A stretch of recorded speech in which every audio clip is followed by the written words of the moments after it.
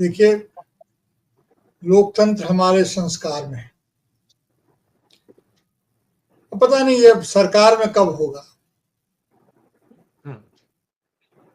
सवाल यह है कि जिसे सरकार में होना चाहिए था वो संस्कार में। हमारी सारी मुसीबतों की जड़ हमारी घरेलू राजनीति में है।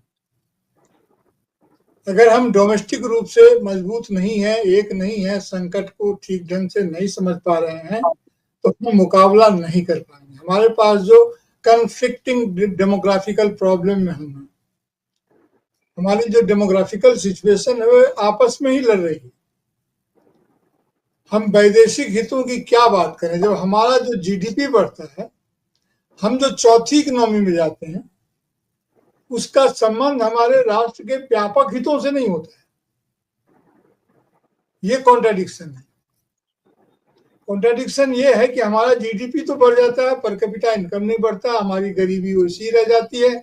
हम गिन लिए जाते हैं कि हमारी आमदनी बढ़ गई है, लेकिन वास्तव में बढ़ती नहीं। तो जो संकट घर का है, अगर आप ईमानदारी से अगर घरेलू फ्रंट पर बात नहीं करते हैं तो वैदेशिक स्थिति में क्या बात करेंगे।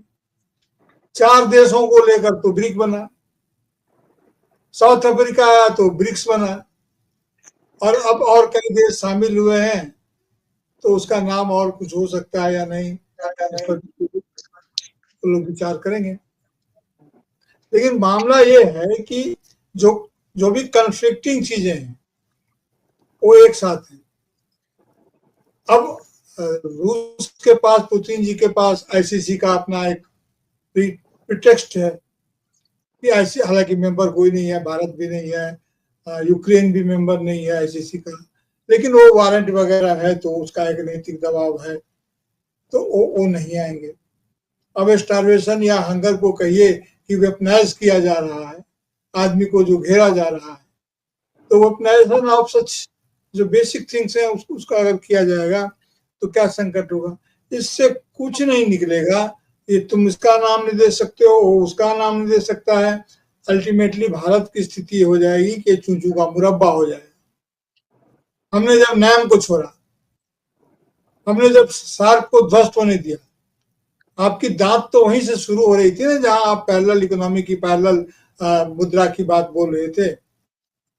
डी डॉलरीकरण का मतलब क्या है? यूरो ने तो कर लिया, और आज यूरो की स्थिति आप देख ही रहे हैं कि क्या है। लेकिन अगर आपका नहीं है, अब वो वही हालत है कि एक जगह जब जमा होते हैं उसमें चीन नहीं आएगा, लियान किंग आएंगे, क्या नाम उनका, जो चाइना के प्रधानमंत्री हैं, किन लियान, वो आएंगे और वो टेलीफोन से बात करेंगे। अब वहां पर जो हमारे प्रधानमंत्री हैं नरेंद्र मोदी जी, वो रहेंगे। कोई सामान मिल जाए वहां का, इतना काफी है, बाद बाकी चीज हम देख लेंगे। और जिस एग्रीमेंट की आप चर्चा कर रहे थे अभी, वो जो आ गया है आपका नॉट निगोशिएबल जो चीजें हैं, तो ये जो नॉट निगोशिएबल जो चीजें होती है, जो कंसेंसस से पहले से तय की गई है, तो वाशिंगटन कंसेंसस तो बहुत पहले से लागू अब हो रहा है, और सिक्योरिटी उसके पीछे, फॉलोड बाय आर्म्स। तो ये तमाम स्थितियां हैं, इसमें वो गए हैं। अब क्या निकलेगा नहीं निकलेगा, विश्व में अगर शांति की बात नहीं हो रही है, रशिया इसलिए नहीं जाएगा कि यूक्रेन को लेकर के कोई वहां पर किसी भी तरह की बात वो नहीं कर सकता।